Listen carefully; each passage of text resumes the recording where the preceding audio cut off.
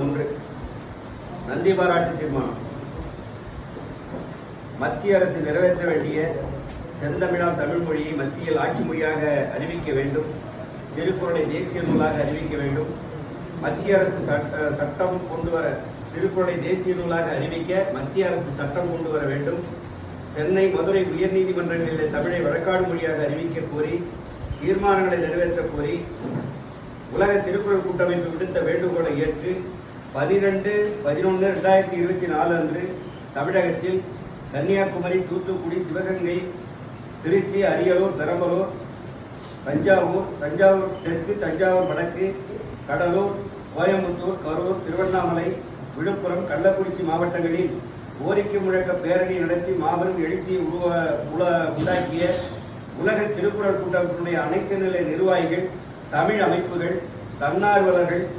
தன்னார்வலர் அமைப்புகள் மற்றும் வழக்கறிஞர்கள் அனைவருக்கும் இந்த கூட்டம் நன்றியையும் பாராட்டுதலையும் தெரிவித்துக் கொள்கிறது. தீர்மானம்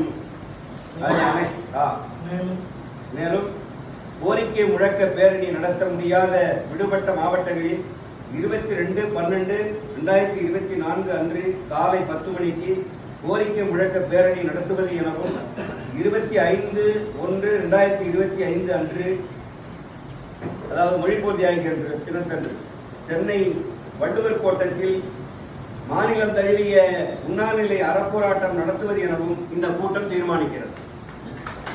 அடுத்ததாக தீர்மானங்களை நம்முடைய அமைப்பு செயலாளர் காசிநாதன் அவர்கள் இப்பொழுது பாதித்தார்.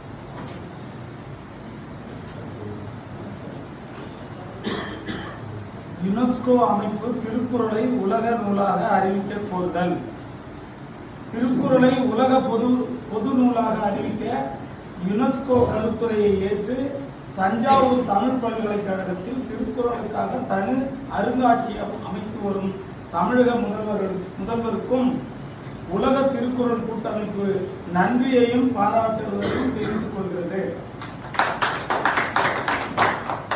இலங்கை நாட்டின் சிங்கள வரலாற்று நூலான மகாவம்சம் உள்பட சில நூல்களுக்கு யுனெஸ்கோ அமைப்பு உலக பொது நூல் என்ற அங்கீகாரத்தை வழங்கியுள்ளது.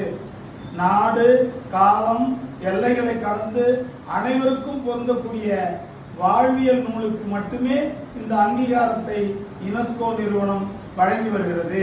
எனவே உலக பொதுமறையாக போற்றப்படும் திருக்குறளை யுனெஸ்கோவால் உலக நூலாக அறிவிக்க நடவடிக்கை எடுக்கப்படும் என தமிழக முதல்வர் ஏற்கனவே சட்டப்பேரவையில் 110 விதியின் கீழ் அறிவித்திருந்தார். இது தொடர்பாக மத்திய வெளியுறவுத்துறைக்கு தமிழக அரசின் தமிழ் வளர்ச்சித்துறை பரிந்துரை செய்துள்ளது. இதைத் தொடர்ந்து மத்திய வெளியுறவுத்துறை துறையும் யுனெஸ்கோ அமைப்புக்கு விண்ணப்பம் அனுப்பியது.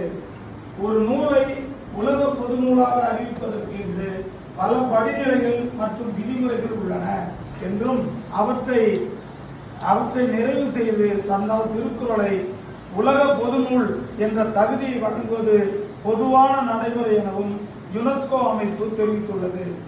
இந்த விதிமுறைகளின்படி திருக்குறளுக்கு என தனியாக அருங்காட்சியகம் அமைக்கப்பட வேண்டும். இப்பணியை செய்வதற்கான அனுமதியை தமிழ்நாடு அரசு தஞ்சாவூர் தமிழ் பல்கலைக்கழகத்துக்கு வழங்கியுள்ளது.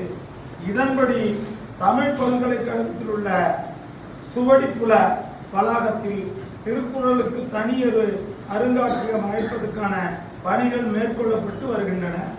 எனவே திருக்குறளை உலக பொது நூலாக அறிவிக்க தமிழக அரசு எடுத்து வரும் நடவடிக்கைக்கு இந்த ஆட்சி மன்ற குழு கூட்டம் நன்றியையும் பாராட்டுதலையும் தெரிவித்துக் கொள்கிறது.